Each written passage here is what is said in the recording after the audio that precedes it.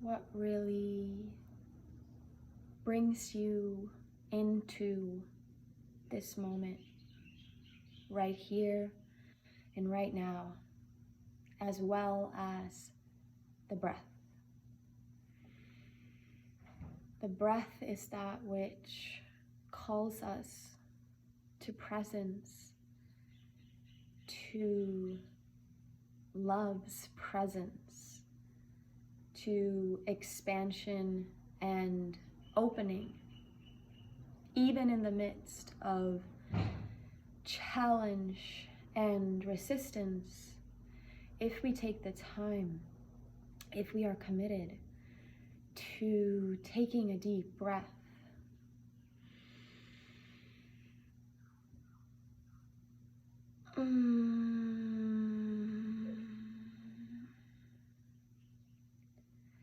and letting ourselves open also through the sound that we make on the exhale, and even through the movement that we make on the exhale. These things will greatly help us to be here now, be present, versus caught in the stories of the mind, versus being in our heads all the fucking time. My biggest savior in this life has been the awareness of my breath and the consciously choosing to be aware of it and to breathe myself open, especially in the midst of resistance, tension, pain, fear. In those moments when I have allowed myself, when I have consciously chosen to breathe deeply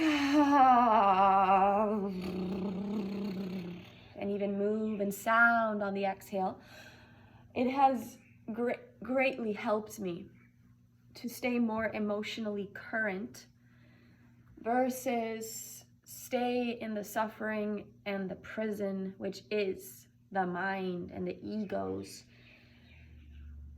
box, basically, the ego's box of suffering.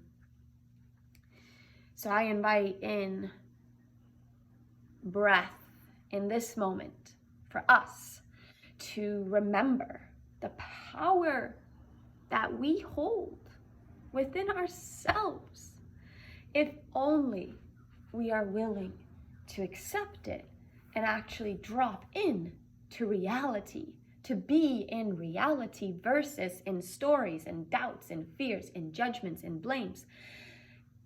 There's a lot of living from the mind, from the head. And what happens when we live from there? The life seems challenging.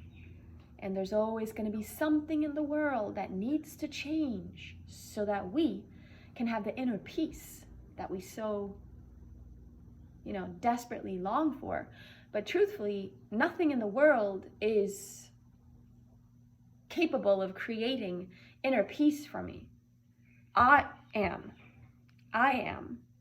the one that creates inner peace. I am inner peace when I'm willing to be in reality versus stories, versus ego. So being here right now, it's being home. It's being committed to being one with love.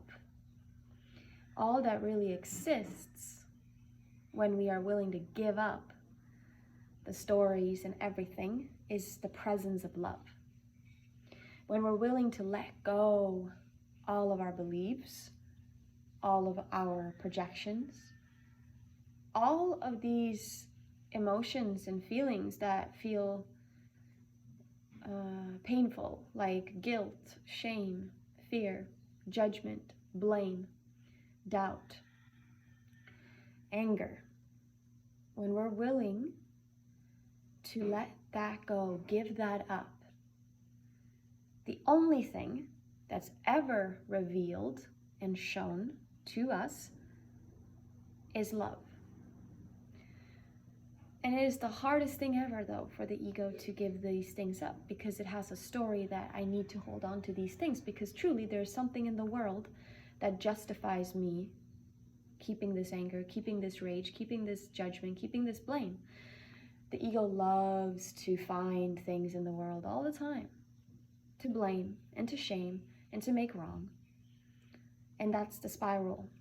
That's, humanity does this, and it's my own work to have compassion for it and to be patient versus get super annoyed.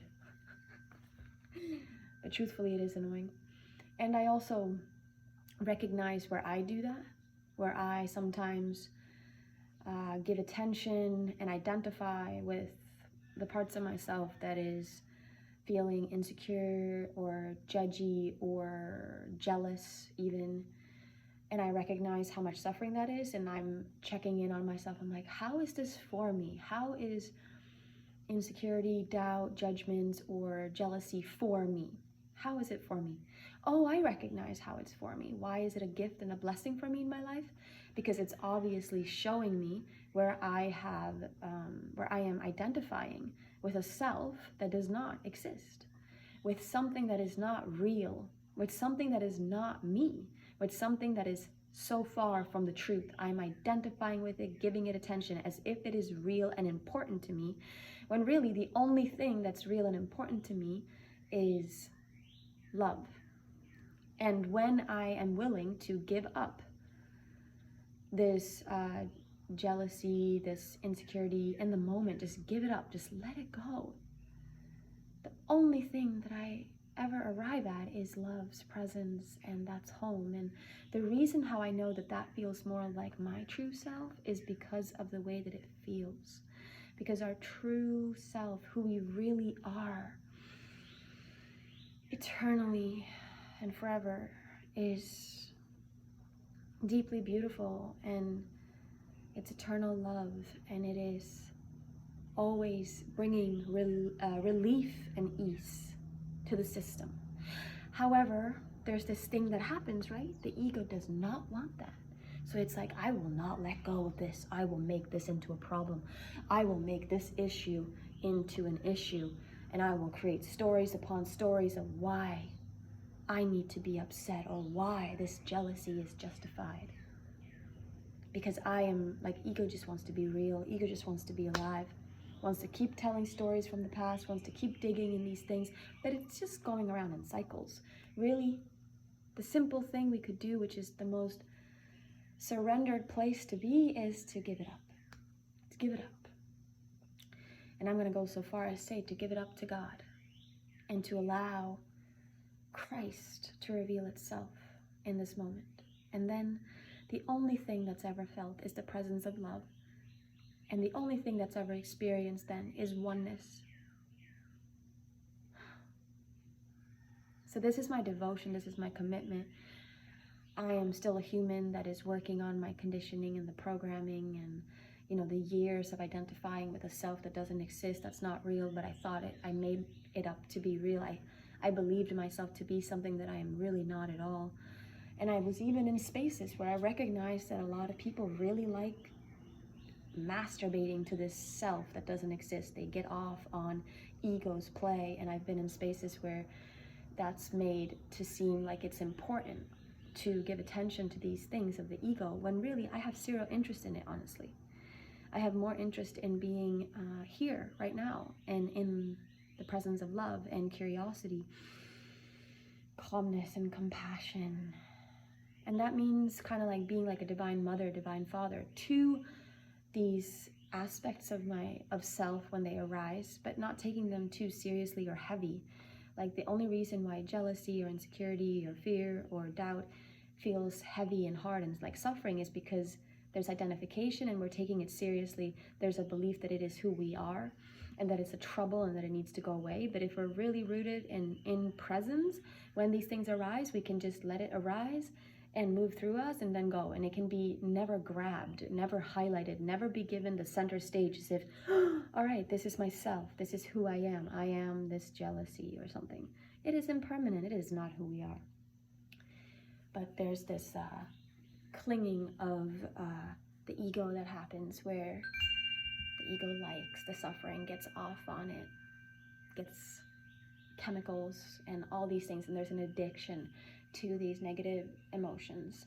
But there is a possible reality right here, right now, where we could just give it all up again and again and again and again and again. And the only thing that's ever going to be revealed is love, because that's our true nature.